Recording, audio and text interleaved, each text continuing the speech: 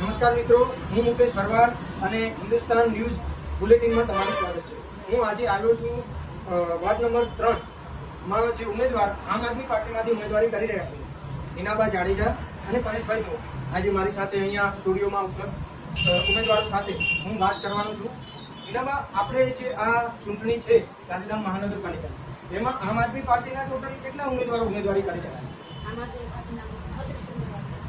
આમ આદમી પાર્ટીના 36 ઉમેદવારો ઉમેદવારી કરી રહ્યા છે। એમાં તમે કયા વોર્ડમાં ઉમેદવારી કરી રહ્યા છો અને ત્યાં કેટલા વોટિંગ છે?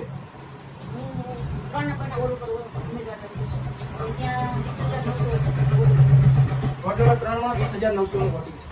અમારી સાથે પરેશભાઈ મોહ છે, તેમનો પરિચય લઈશું।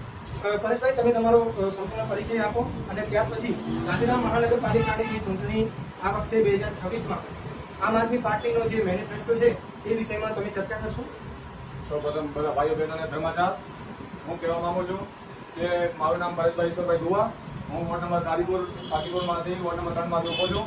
ગાંધીધામ મહાનગરપાલિકાની ચૂંટણી છે, એમાં વોર્ડ નંબર 3માં પરેશભાઈ ઈશ્વરભાઈ દુવા, અમે ટોટલ 2 જણા વોર્ડ નંબર 3માં ઉભા છીએ, હિનાબા જાડેજા અને પરેશભાઈ દુવા। અને અમારા વિસ્તારમાં 20,900 મતદાતાઓ છે। એ મતદાતાઓને કહું છું, તમને સ્થાનિકના જે પ્રશ્નો છે, મુશ્કેલીઓ, એ બધા મુશ્કેલીઓને દૂર કરવા માટે અમે તત્પર છીએ। એકવાર અવશ્ય અમને મોકો આપો, સેવા કરવાનો અમને મોકો આપો। અને જ્યાં જ્યાં વિસ્તારમાં એવા છે કે અમુકમાં તો પાણી જ નથી આવતું સમજો, તો બિચારા ટેન્કરથી મંગાવીને રોજી પૂરી કરીને ટેન્કરથી મંગાવીને જીએ છે। એ પ્રશ્ન હું જોઈને મને અત્યંત દુઃખ થયું છે। એ નિવારણ માટે જો હું ઉભો રહ્યો છું ને, એ નિવારણમાં હું 100% તમને ખરી ઉતરીશું અને અમે એકવાર અમને મોકો આપો, અમે ખરી ઉતરવા માટે મોકો આપો તમને ખાલી। જે વિસ્તારમાં પાણી આવે છે એ ગટરવાળું આવે છે, ગટરવાળું પાણી। અમે જ્યારે જઈએ છીએ સ્થાને ડોર ટુ ડોર અમે વોટ માંગવા માટે, પ્રચાર કરવા માટે જઈએ છીએ, તો અમને સામેથી એ લોકો કહે છે આ જો તમે પાણી સૂકો તો એવો સ્મેલ આવે છે, એમાં પૂરેપૂરું ગટરનું પાણી આવે છે। સાહેબ, પાણીમાં ઉપર રીતસર આપણે એમના જીવડા તરતા હોય એવું આ લોકો ગાંધીધામ મહાનગરપાલિકામાં જે સત્તામાં બેઠા છે એ 15 વર્ષથી શું કર્યું છે એનું લેખાજોખા કરવા બેસવા માટે માણસોને ટાઈમ નથી કે ભાઈ શું અમે કહીએ આ લોકોને, કારણ કે આજે પાણી માટે પીવા નથી, રોડ રસ્તા નથી અને શિક્ષણનો તો અભાવ જ છે આ વિસ્તારમાં। શિક્ષણ સંપૂર્ણ છે જ નહીં, રોડ રસ્તા નહીં, સાફ સફાઈ નહીં, ગટરની વ્યવસ્થા નહીં, માણસો ત્રાહિમામ પુકારે છે। આ વિસ્તારમાં માણસો ત્રાહિમામ પુકારી રહ્યા છે, એટલા માટે એ લોકોનો એક વિકલ્પ થતો હતો। વિકલ્પ તરીકે આમ આદમી પાર્ટી ઉભી રહી છે અને આમ આદમી પાર્ટીએ અમારા જેવા ઈમાનદાર માણસો ઉપર એકવાર ભરોસો મૂક્યો છે।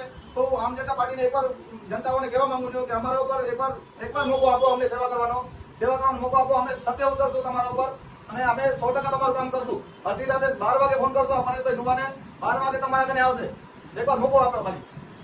તો અમારી સાથે આ હતા પરેશભાઈ મોહ, જેઓ અત્યારે જનતાને કહી રહ્યા છે કે અમને વોટ આપો, અમે તમારા કામ કરીશું। તો પરેશભાઈ, હું એ કહેવા માંગીશ કે આ વખતે જે આમ આદમી પાર્ટીએ ઉમેદવારો મેદાનમાં ઉતાર્યા છે અને એ જે ઉમેદવારો છે એ બધા જ ઉમેદવારોમાંથી તમે અત્યારે કેટલા ઉમેદવારોની દાવેદારી કરો છો કે આમ આદમી પાર્ટી એમાં જીતવામાં સફળ રહેશે?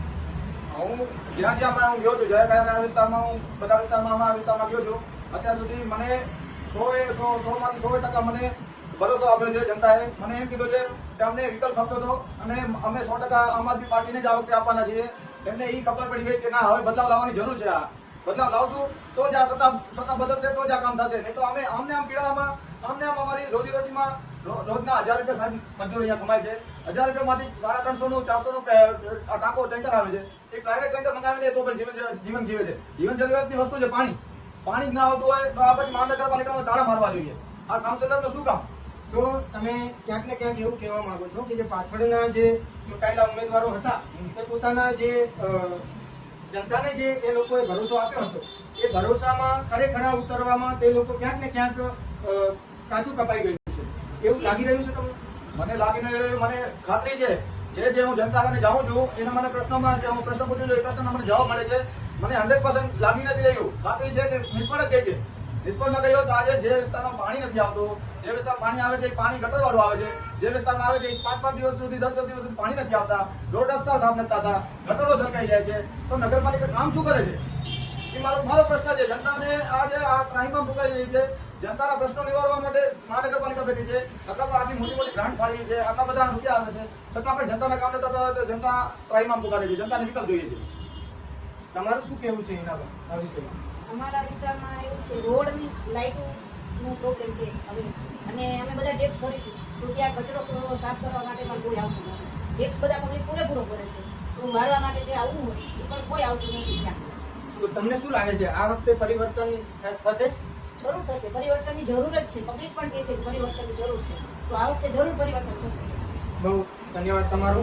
અને પરેશભાઈ તમારો પણ ધન્યવાદ અમારી સાથે જોડાવા માટે. તો આ હતા આમ આદમી પાર્ટીના વોર્ડ નંબર 3 ના ઉમેદવારો, જેઓ ભરોસો જતાવી રહ્યા છે કે આ વખતે તેઓ આમ આદમી પાર્ટી તરફથી ઉમેદવારી કરી રહ્યા છે અને આ વખતે ચૂંટણીમાં જરૂર વિજયી બનશે તેવો ભરોસો તે જતાવ્યો.